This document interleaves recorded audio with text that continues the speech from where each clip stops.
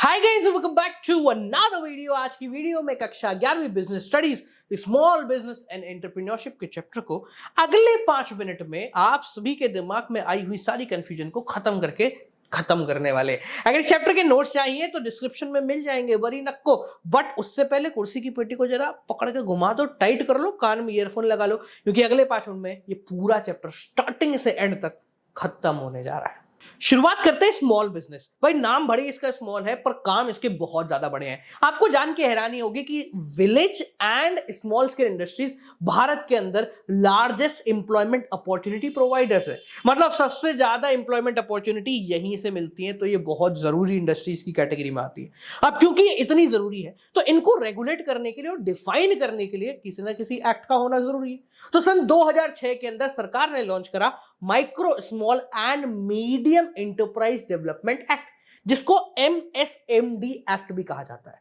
सबसे पहले इन्होंने इंडस्ट्रीज को दो कैटेगरी में बांटा, एक थी मैन्युफैक्चरिंग, एक थी सर्विसेज।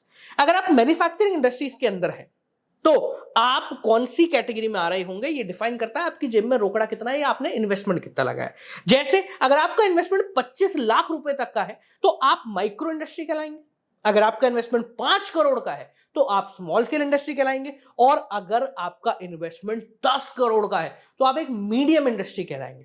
सिमिलरली अगर आप सर्विस सेक्टर से बिलोंग करते हैं, आप सर्विस प्रोवाइड कराते हैं, तो अगर आपका इन्वेस्टमेंट 10 लाख तक का है तो माइक्रो इंडस्ट्री।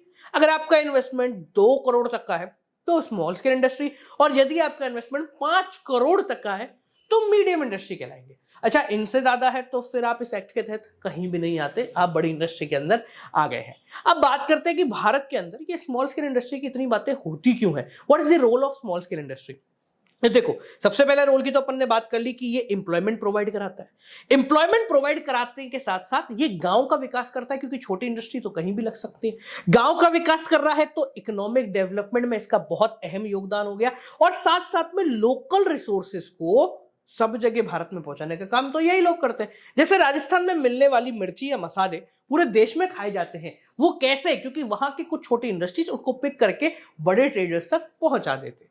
अब क्योंकि इनका रोल इतना जरूरी है, सरकार भी इनको किसी तरीके के कोई फायदे तो देगी। तो सरकार ने इनको दो प्रकार के फायदे दे रखे हैं। पहला इंस्टीट्यूशनल सपोर्ट और दूसरा कुछ इंसेंटिव ऑफर कर रखे हैं।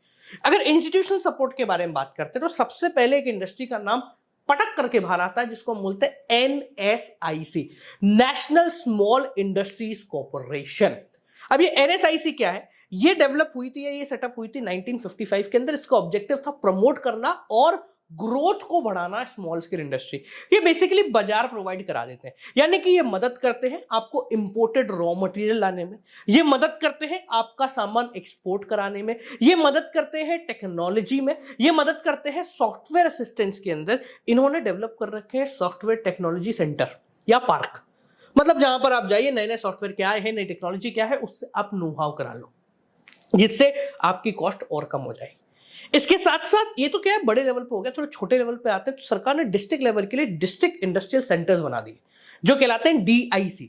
ये सेटअप हो गए थे 1 मई 1978 को। इनका ऑब्जेक्टिव था असिस्टेंस प्रोवाइड कराना डिस्ट्रिक्ट लेवल पे, मतलब छोटे लेवल के ऊपर, जहां तक मतलब जहां इंडस्ट्री है ना उनके जस्ट पड़ोस में ये लोग मौजूद हुआ करते थे। इनका काम था फ्रेमवर्क प्रोवाइड कराना, सर्विसेज प्रोवाइड कराना, पैसा कहां से आएगा इसके बारे में बताना, और क्रेडिट लेना है तो कैसे होगा, फिजिबिलिटी रिपोर्ट कैसे बनती है, और आप अगर बढ़ना चाहते हो तो कैसे बढ़ सकते हो, इनकी पूरी जानकारी ये लोग प्रोवाइड करा देते हैं। आपके काम का है कि सरकार ने क्या क्या इंसेंटिव इन लोगों को प्रोवाइड करे। तो स्मॉल स्केल इंडस्ट्रीज के लिए सरकार ने जैसे इंफ्रास्ट्रक्चर डेवलपमेंट कर दिया, आसपास में रोडें वगैरह बना दी, टैक्स में काफी ज्यादा छूट दे दी, सब्सिडी प्रोवाइड करा दी। जमीन आपको चाहिए तो थोड़े सस्ते दामों पे, मध्य दामों पे हम दे देंगे। अगर आपको पैसा चाहिए तो फाइनेंस भी इजी टर्म पे आप लोगों को मिल जाए, ये सरकार ने कह दिया भैया। पर ये तो चलो समझ में आ गया हमें, पर जब हम स्मॉल इंडस्ट्रीज के बारे में बात करें तो एक शब्द के बारे में बात ना करें, ऐसा कैसे हो सकता है? वो शब्द है एंटरप्रेन्योर, बिजनेसमैन। तो हमारा जो अगला टॉपिक आता है वो आता है एंटरप्रेन्योरशिप डेवलपमेंट, यानी कि बिजनेस की कला को डेवलप करना। अब एंटरप्रेन्योरशिप डेवलपमेंट पढ़ने के लिए आपको 3 कॉन्सेप्ट के बारे में क्लियर होना चाहिए। पहला एंटरप्रेन्योर, दूसरा एंटरप्रेन्योरशिप डेवलपमेंट, और तीसरा एंटरप्राइज। देखो, एंटरप्रेन्योर का मतलब मैं या आप या वो बंदा जो बिजनेस कर रहा है, यानी बिजनेसमैन। एंटरप्राइज मतलब मेरी ऑर्गेनाइजेशन, जैसे ये चैनल मेरी एंटरप्राइज है। और जो बीच का ये जो प्रोसेस है ना कि ये बंदा इस धंधे को कैसे चला रहा है, कैसे क्या कर रहा है, इस पूरी चीज को कहते हैं एंटरप्रेन्योरशिप डेवलपमेंट।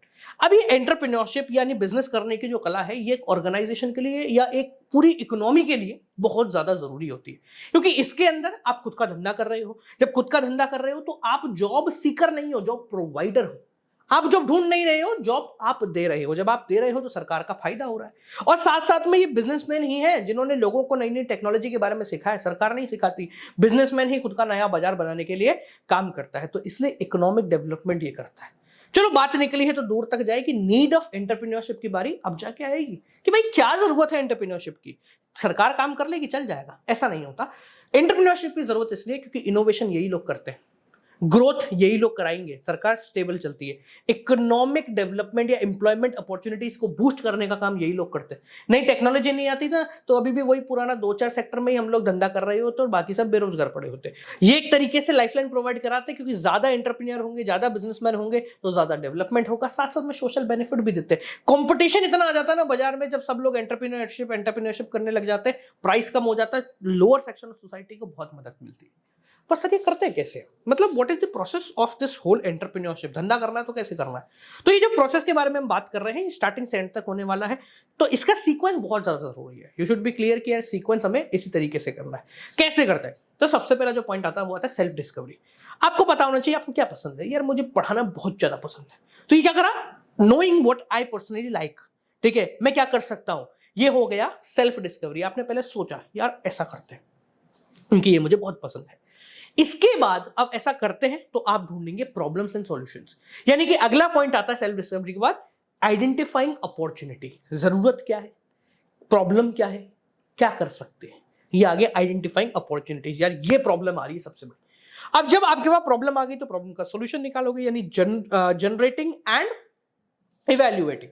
यानी कि आप जनरेट कर रहे हो इस सॉल्यूशन को और उस सॉल्यूशन को इवैल्यूएट कर रहे हो कि ये सॉल्यूशन मिलने के बाद क्या सारी प्रॉब्लम सॉल्व हो जाएगी। अगर आपको ऐसा लगता है तो चलो रिसर्च करने निकल जाता है। यानी कि फोर्थ पॉइंट आता है प्लानिंग। अब प्लानिंग के अंदर रिसर्च कर रहे हो, आप स्ट्रेटजी बना रहे हो, आप बिजनेस प्लान डेवलप कर रहे हो, ये सब प्लानिंग के अंदर आ जाता है। प्लानिंग कर ली तो शुरू करो, पर शुरू करने के लिए सबसे जरूरी होता है रोकड़ा। तो अगला पॉइंट है आपका रेजिंग स्टार्टअप कैपिटल। आप चाहो तो खुद का पैसा लगा दो, अगर आप कॉन्फिडेंट हो, नहीं कॉन्फिडेंट हो तो आप बाजार से पैसा ले सकते हो अपने बिजनेस प्लान को दिखा के। पैसा आपके पास आ गया तो स्टार्टअप शुरू कर दीजिए। नेक्स्ट पॉइंट है launch the enterprise, that is startup. अब स्टार्टअप हो गया तो अब अगला पॉइंट आता है उसको ग्रो करना, यानी कि ग्रोथ ऑफ दैट स्टार्टअप। अब ग्रो भी हो गया तो उसके बाद आता है हार्वेस्ट।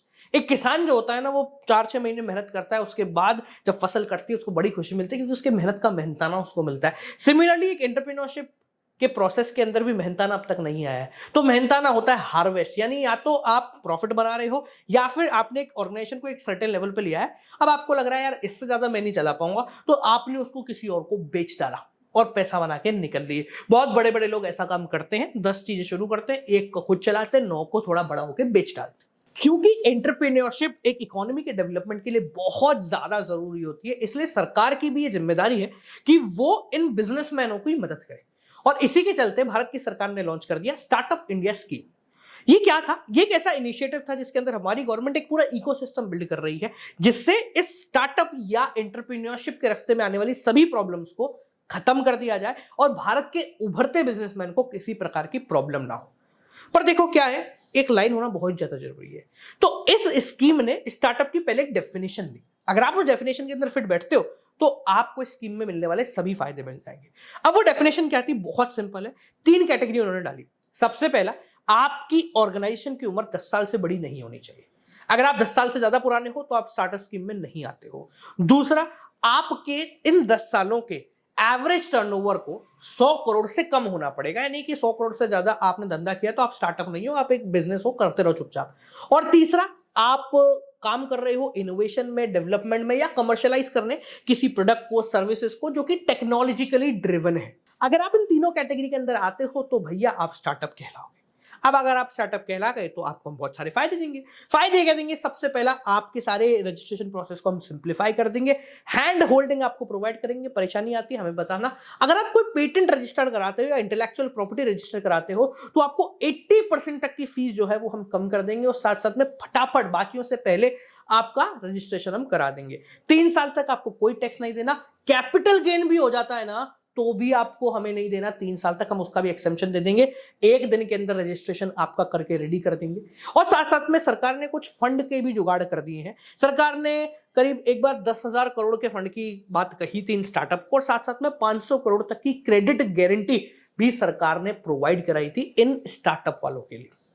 अब भाई देखो, दूसरों के पैसों से धंधा नहीं होता है, पैसा आपको खुद जाके लाना पड़ता है, भले दूसरे का पर लाना खुद ही पड़ता है। तो आपको पता होना चाहिए पैसा कहां से लाते हैं। तो स्टार्टअप के लिए फंड के कौन कौन से जुगाड़ हैं? सबसे पहला जुगाड़ होता है बूटस्ट्रैपिंग, यानी कि खुद के पैसे को यूज करना। मैं जीरो से शुरू कर रहा हूं, धीरे धीरे बढ़ता गया बढ़ता गया बढ़ता गया और हमारा धंधा बन गया। तो बूटस्ट्रैपिंग के अंदर हम सेल्फ फंडिंग करते हैं, खुद ही के पैसे को लगा देते हैं। पर ये सेल्फ फंडिंग बहुत कम लोग करते हैं, ज्यादातर लोग इधर उधर से पैसा जुगाड़ते हैं, जिसमें सबसे पहला तरीका होता है क्राउड फंडिंग। यानी आप क्राउड से पैसा मांग रहे हो, भाई दे दो मेरे को थोड़ा थोड़ा था। अब क्यों देंगे, इसका एक सिंपल एग्जांपल देता हूं, रीसेंट एग्जांपल है। अभी आपने देखा होगा करीब 2-3 साल पहले ओला ने इलेक्ट्रिक स्कूटर की बात छेड़ी। भैया हम इलेक्ट्रिक स्कूटर निकाल रहे हैं, उन्होंने एक डिजाइन बनाई और डिजाइन को बाजार में डाल दिया। अगर आप चाहते हो कि ओला इतनी बड़ी कंपनी के इलेक्ट्रिक स्कूटर आपके पास सबसे पहले पहुंचे, तो आप 500 रुपए का रजिस्ट्रेशन करा दीजिए। लोगों को लगा कि भैया 500 रुपए रजिस्ट्रेशन करा देंगे तो सबसे पहले स्कूटर हमको ही मिलेगा, तो उन्होंने रजिस्ट्रेशन करा दिया। ऐसे ही लाखों लोगों ने वो रजिस्ट्रेशन करा दिए। कमाल की बात पता है क्या है? ओला ने शायद तब तक प्रोडक्शन शुरू भी नहीं किया था, उन्होंने उस प्रोडक्शन का पूरा खर्चा उन 500 रुपए के रजिस्ट्रेशन से निकालना शुरू कर दिया। तो मान लो ओला को इस पूरे प्रोडक्शन का खर्चा 1000 करोड़ लगना था, तो हो सकता है उसमें से शायद 200 300 400 करोड़ तो पब्लिक के थ्रू ही आ गए in the form of pre order. तो ये क्राउड फंडिंग का जुगाड़ है। आप प्री ऑर्डर के फॉर्मेट में कर सकते हो, कह सकते हो कि भाई हमें एज अ लोन दे दो, हम आपको रिटर्न दे देंगे, भरोसे का पैसा होता है ये। तीसरा ऑप्शन आता है एंजल इन्वेस्टमेंट। एंजल इन्वेस्टमेंट का मतलब क्या होता है? कुछ ऐसे व्यक्ति जिनके पास बहुत सारा पैसा है, तो वो जो है उस पैसे को बहाते हैं। आपने देखा होगा शार्क टैंक के अंदर भी कुछ ऐसे लोग हैं जो 200 300 कंपनी में इन्वेस्ट करके बैठे हुए हैं। वो क्या है कि एंजल इन्वेस्टर है, इनके जेब में बहुत सारा कैश है, वो ऐसे छोटे छोटे लोगों को पैसा देते रहते हैं जो नया नया धंधा कर रहे हैं। अब इसको इंडिविजुअल लेवल पे करोगे तो एंजल इन्वेस्टमेंट, एक होता है वीसी, वेंचर कैपिटलिस्ट, यानी कुछ प्रोफेशनली मैनेज्ड फंड, कुछ लोगों का प्रोफेशनली मैनेज फंड, भाई इतना सारा पैसा है, इसको एक ऑर्गेनाइजेशन जिसका काम ही है कि वो इस तरीके से पैसा डालेगी, उसको हम बोलते हैं वीसी। ठीक है, आप वीसी के पास चले जाइए। उनका काम क्या होता है? छोटे ऑर्गेनाइजेशन में पैसा डालना, जब आईपीओ आएगा तब निकल जाएंगे वो लोग पैसा बना के, उनको ज्यादा धंधा चलाने में इंटरेस्ट नहीं होता। ठीक है, अगला आता है बिजनेस इंक्यूबेटर्स एंड एक्सेलरेटर्स। देखो, इंक्यूबेटर का मतलब क्या होता है? एक पेरेंट जो कि बच्चे की तरह बिजनेस को चलाने की कोशिश करता है, और एक्सेलरेटर का मतलब जो मदद करते हैं एक छोटे बिजनेस को बड़ा बनाने। तो इस तरीके से भी आप पैसा ला सकते हो, बहुत सारे लोग ही काम करते हैं।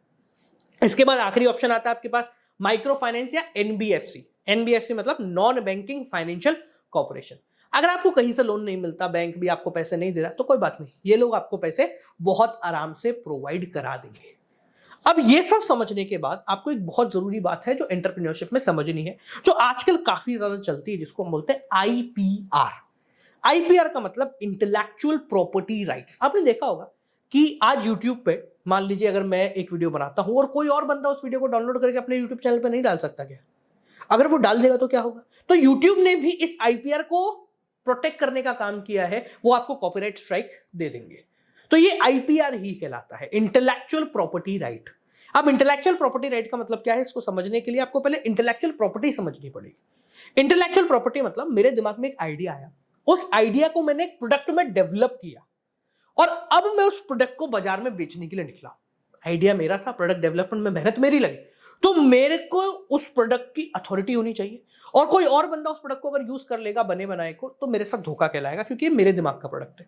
तो इस प्रोसेस को सिक्योर करने के लिए, मुझे प्रोटेक्शन देने के लिए, मुझे अथॉरिटी देने के लिए आईपीआर का कॉन्सेप्ट आया, जो कहता है कि इस इंटेलेक्चुअल प्रॉपर्टी को, जो आपके दिमाग की उपज है, उसको हम रोकेंगे, पकड़ेंगे और उसको कोई और यूज नहीं कर सकता। आपको लीगली अथॉरिटी मिलती है कि ये आप ही की है और इसको आप ही इस्तेमाल करोगे। आपको चाहिए तो आप उसको रेंट पे दे सकते हो या फिर किसी और को बेच भी सकते हो। जैसे म्यूजिक हो गया, लोगो हो गए, बुक हो गई, मैंने बुक बनाई है जो, वो कहां बुक, इधर वही, तो वो भी आईपीआर की कैटेगरी के अंदर आती है, हमने कॉपीराइट उसका करा रखा है, कोई और नहीं बेच सकता। नेम्स हो गए, डिजाइन हो गए, ये सब इसके अंदर आते हैं। अब इंटेलेक्चुअल प्रॉपर्टीज को दो कैटेगरी में बांटा गया है। एक है इंडस्ट्रियल प्रॉपर्टी, जैसे पेटेंट हो गए, ट्रेडमार्क हो गए, इंडस्ट्री की डिजाइन हो गई, ये सब। एक आता है कॉपीराइट, जहां पे आपके दिमाग की उपज जैसे लिटरेसी या आर्ट वर्क या बुक, ड्राइंग, पेंटिंग, फोटोग्राफ, इनको आप कॉपीराइट करा लेते हो कि हमने खींची है। ये बेसिकली इंटेंजिबल एसेट्स पे ही काम कर रहा होता है। आपको पता है, आप दादी नानी के नुस्खे को भी करा सकते हो ये आईपीआर। ठीक है, आप दादी नानी के नुस्खे का भी करा लो, आप चाहो तो करा सकते हैं, इस चीज़ का कोई दिक्कत नहीं कि भैया मेरी दादी ने बताया इन 4 चीज़ों को मिला के काम हो जाता है। जैसे आपने देखा होगा शार्क टैंक में एक ऐसा ना वो व्यक्ति आए थे जिन्होंने बालों का तेल दादा या दादी के नुस्खे के थ्रू बनाया था, तो वो भी पॉसिबल है। बात आती है सर ये ज़रूरी क्यों होता है? हम ये रजिस्टर कराना ज़रूरी क्यों होता है आईपीआर? तो देखो बेटा सीधी-सी बात है, आपके दिमाग की उपज है, उसको कोई और इस्तेमाल कर लेगा तो अच्छा नहीं लगेगा, तो आपका फ़ायदा होना चाहिए। साथ-साथ में रिकॉग्निशन देता है ओनर्स को कि इसके दिमाग की उपज है। आपको एक कॉम्पिटिटिव एज देता है कि आप बाकियों से बेहतर काम कर रहे हो क्योंकि आपने एक टेक्नोलॉजी बना ली है। जनरलाइज़ होने से मदद करता है कि भई जनरलाइज़ नहीं सिर्फ मेरे पास ही है ये। अब करा कैसे सकते हैं? तो बेसिकली 3 कैटेगरीज़ के अंदर होता है ये काम, copyright, patent and trademark. Copyright का मतलब होता है आपको एक एक्सक्लूसिव राइट मिल रहा है आपके काम को करने का और आपने जो काम किया है उसको बेचने का। ठीक है, आप ही हो व्यक्ति जिसने ये काम किया है और आप ही इसको बनाओगे, बेचोगे और मॉडिफाई करोगे। किताबों का मैंने कॉपीराइट ले रखा है। दूसरा होता है पेटेंट, मतलब कोई स्पेसिफिक प्रोसीजर हो गया, कोई मेथड हो गया, कोई इन्वेंशन आपने किया है, तो आप कॉपीराइट नहीं लोगे उसका, आप पेटेंट राइट लोगे उसका। ठीक है, नेक्स्ट आता है ट्रेडमार्क। ट्रेडमार्क का मतलब व्यापार का मार्क। इसमें आपका ब्रांड नेम आ सकता है, ब्रांड लोगो आ सकता है। जैसे आपने देखा नाइकी, NIKE वही इस्तेमाल कर सकता है, कोई और नाइकी नहीं बना सकता। जो लोगो है वो भी वही इस्तेमाल कर सकता है, कोई और इस्तेमाल नहीं कर सकता। तो intellectual property is now the king pin of this business. ठीक है, तो भाई इसके बारे में आपको जानकारी होनी चाहिए। यूट्यूब की वीडियोस भी आजकल आईपी रजिस्ट्रेशन के अंदर आ जाती हैं, आप इनका भी करा सकते हो, कोई दिक्कत की बात नहीं है। खैर ये फैसिलिटी यूट्यूब पे देता है और एक्सटर्नल ऑर्गेनाइजेशंस भी हैं जो आपको इस चीज में मदद करती है। तो आई होप सो बाल कोई चैप्टर आपको समझ में आ गया। कोई चैप्टर काफी बड़ा था तो ध्यान से देखना, और अगर नहीं समझ में आया तो एक बार रिवाइज कर लेना आगे पीछे करके। इस चैप्टर के नोट्स डिस्क्रिप्शन मिल जाएंगे। मिलते हैं अगले वीडियो के साथ। Till then keep on watching.